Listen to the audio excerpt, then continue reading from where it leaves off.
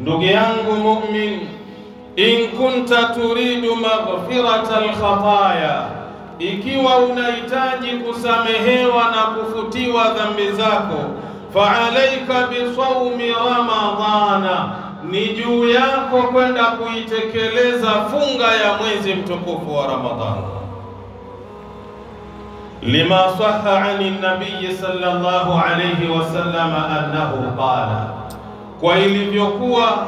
ni sahihi na kuthibiti kwa Mtume Muhammad sallallahu alayhi wasallam kutoka kwake amesema,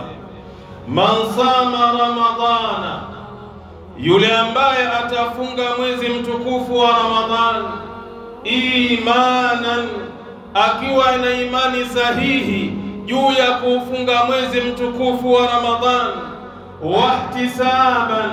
na akawa na matarajio ya kwamba Mwenyezi Mungu atakwenda kumlipa juu ya ibada ambayo anayoitekeleza ya saumu Ramadhani, ghufira lahu ma taqaddama min dhanbihi, mtu huyo amesamehewa dhambi zake zilizopita. Kwa hiyo yule ambaye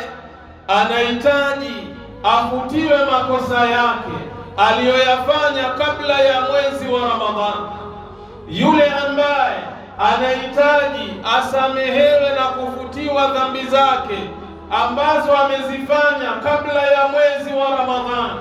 basi anatakiwa awajibike katika kufunga mwezi mtukufu wa Ramadhani kama ilivyokuja katika mafundisho ya Mtume Muhammad sallallahu alayhi wasallam. Hadithi imepokewa na Imamu al-Bukhari kwa nambari 38, Muslim kaipokea kwa nambari 760. Sheikh Albani kaisahihisha hadithi hii fi Sahihi al-Jami', utaipata kwa nambari 6326.